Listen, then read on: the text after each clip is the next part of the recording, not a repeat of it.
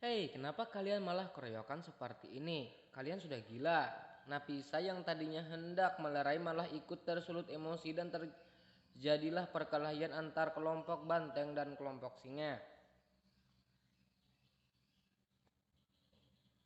Astagfirullah, kenapa jadi begini? Anggi memejamkan mata sembari memijat kepalanya yang sakit. Agnes tersenyum menyeringai. Anandita dan Nafisa sedang sibuk melawan teman-temannya. Anggi sekarang sendiri. Agnes bisa mengganggu gadis itu dengan leluasa. Hei, Jalang. Anggi tidak menoleh. Agnes malah dibuat semakin kesal karena langsung mencengkram dagu Anggi. Anggi memakai kesakitan. Kalau dipanggil itu dijawab, lonteh. Tapi kau tidak memanggil namaku Agnes. Cih, aku tidak memanggil namamu ya. Memang namamu siapa, lonteh, jalang atau anjing? Plak, jaga ucapanmu Agnes. Lo itu nggak pantas ngomong kayak gitu sama Anggi. Aldi menatap Agnes dengan tatapan tajam. Tatapannya kelam dan mampu menenggelamkan siapapun yang menerima tatapan itu. Agnes menatap Aldi dengan wajah yang memerah padam. Gadis itu memegangi pipinya yang terasa panas. Mungkin sakitnya tidak seberapa, namun malu Agnes rasakan benar-benar membuatnya ingin menghilang dan lenyap dari kelas. Aldi, kenapa kamu menampar Agnes? Kamu itu nggak boleh kayak gitu. Kamu itu laki-laki, Aldi.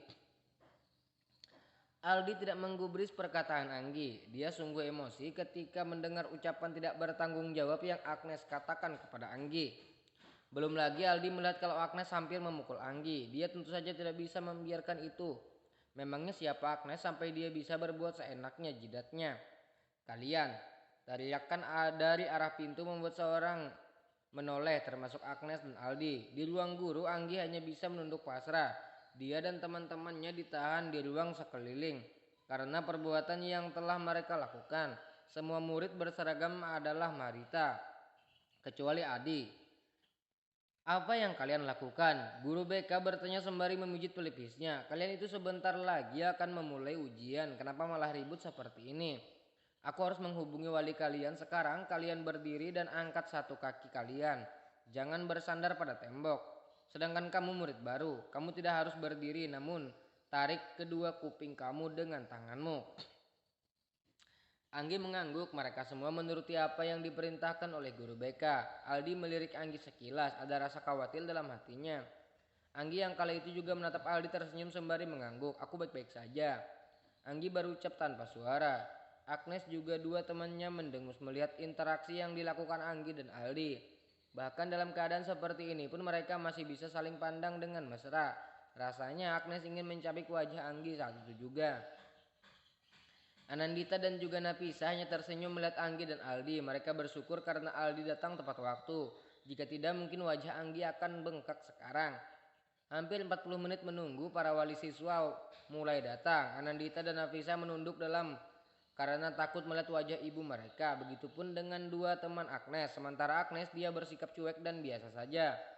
Orang tuanya adalah dekan di sekolah ini. Mereka sering menyumbang uang untuk berbagai kegiatan yang sekolah selenggarakan. Papa, Agnes merengek dengan wajah sedihnya. Aldi dan Anggi melongo. Tadi perasaan Agnes baik-baik saja. Kenapa sekarang dia malah bersikap seperti bayi? Aldi, siapa yang akan datang ke sini? Anggi bertanya karena penasaran. Dalam hati Anggi berdoa, semoga yang datang Ibu Anjani. Hanya kepada Anjani lah Anggi tidak merasa sungkan. Beberapa saat kemudian terdengar suara langkah kaki yang mulai mendekat ke ruang BK. Semua orang menoleh ke arah pintu. Beberapa dari mereka perangah melihat siapa yang datang, begitupun dengan Anggi. Dia tidak bisa melepaskan tatapannya dari sosok laki-laki yang kini sedang menatapnya tajam. Maaf saya terlambat Pak. Rehan sedikit menunduk untuk menghormati guru BK yang saat ini sedang menangani kasus Anggi dan Aldi. Aldi dan Anggi sedikit terkejut melihat siapa yang datang sebagai wali mereka. Habislah Anggi dan Aldi. Rehan pasti akan memarahi mereka habis-habisan. Ah iya nggak apa-apa, silahkan duduk Pak. Anggi hampir tertawa mendengar panggilan guru BK kepada suaminya. Namun karena saat ini banyak orang di sana, Anggi hanya bisa menahan tawanya. Maaf kalau boleh tahu, ini siapa Anda? Apa ya Pak? Seseorang dari depan Rehan melotot. Ini semua salah keluarga kamu. Lihat anak saya, dia terluka. Karena adik kamu memukul wajah anak saya. Rehan memperhatikan siapa orang yang kini sedang berbicara kepadanya. Dia menarik satu ujung bibirnya ketika dia mengingat siapa orang itu. Anda adalah Pak Anton kan? Rehan tersenyum. Anton atau ayahnya Agnes mengangguk. Dia berusaha bersikap normal. Anton tidak tahu kalau Rehan ternyata mengenalnya. Setelah ini kita akan berbicara di perusahaan ayah saya. Namun sebelum itu sebaiknya kita dengar dulu apa yang sebenarnya terjadi. Adik saya tidak mungkin memukul tanpa alasan, apalagi ini memukul seorang perempuan. Guru BK menceritakan apa yang terjadi kepada semua siswi dan siswa yang ada di ruangannya. Ini adalah cerita versi para saksi karena kalau dia mendengar cerita dari anak-anak yang ada di hadapannya, dia takut mereka akan berbohong dan bisa saja mereka memutarbalikkan fakta tentang siapa yang salah. Rehan mengangguk, dia menoleh ke arah sosok kecambah yang kini sedang menatapnya. Sesungguhkan, Rehan tidak ingin datang ke sini namun ayahnya sedang melakukan perjalanan bisnis. Anjani sedang pergi dengan teman-temannya, sedangkan Bima tidak ada yang bisa diharapkan dari orang itu. Begini Pak Anton, saya akan membiayai semua pengeluaran untuk pengobatan putri Bapak. Saya tahu adik saya salah, namun dia melakukan itu karena dia ingin melindungi saudaranya. Saya janji kejadian seperti ini tidak akan pernah terulang lagi. Anton mendelik, dia ingin menolak, namun perbuatan Agnes memang sudah melewati batas. Selama ini dia tidak pernah mengajarkan Agnes untuk berbuat kasar atau mengeluarkan kata-kata yang tidak pantas. Namun kenyataannya Agnes malah melakukan itu. Anton merasa malu dan kecewa. Baiklah, saya tidak akan menuntut apapun. Saya ingin hubungan kita tetap baik. Dan saya janji anak saya tidak akan melakukan hal seperti ini lagi, Pak Guru. Tolong, jangan skor anak saya. Sebentar lagi dia akan ujian. Saya tidak mau proses pembelajarannya terganggu.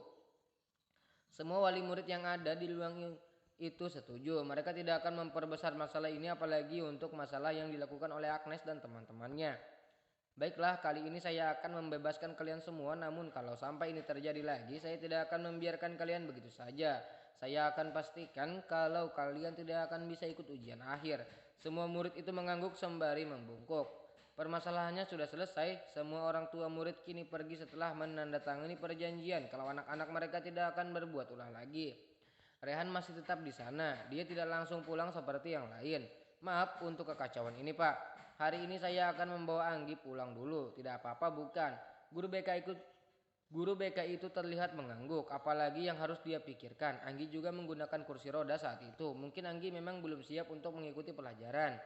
Begitulah yang guru BK pikirkan. Ya sudah, Anda boleh membawa Anggi pulang, namun biarkan Aldi tetap sekolah. Hari ini aku akan meminta izin pada wali kelas Anggi, juga pada guru yang akan mengisi kelas. Rehan tersenyum, terima kasih Pak. Rehan menjabat tangan guru BK lalu berjalan mendekati Anggi dan Aldi. Serahkan Anggi padaku Aldi. Rehan berucap dengan suara yang pelan namun penuh penekanan. Tidak mau Kak, apa yang akan kau lakukan pada Anggi? Anggi masih sakit. Rehan mendengus. Sebaiknya kau tidak usah banyak bertanya. Rehan melepas paksa tangan Aldi yang kala itu masih menggenggam pegangan kursi roda Anggi erat. Kita mau kemana Kak? Anggi bertanya sembari mendongak menatap wajah suaminya. Aku harus menghukummu. Rehan berbisik di dekat telinga Anggi.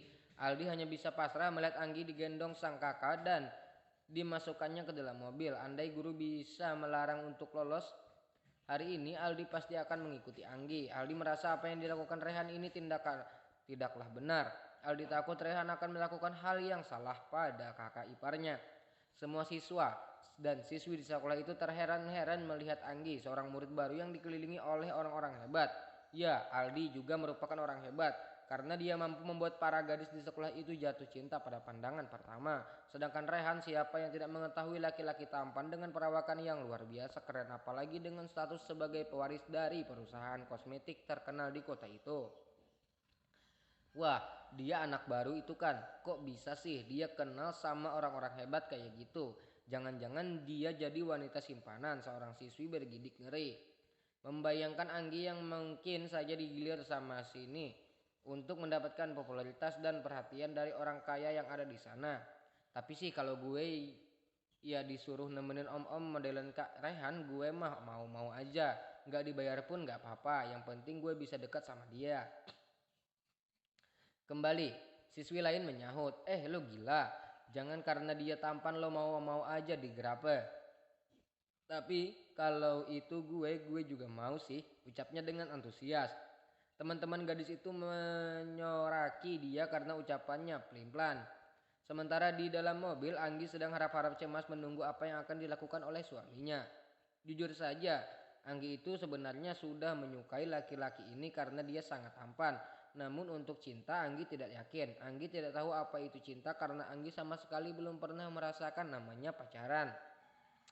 Lagi-lagi ini karena kedua orang tuanya. Pernah sekali ada seorang laki-laki yang suka padanya, namun ketika dia mengantar Anggi pulang sekolah, laki-laki itu malah diusir ayahnya. Anggi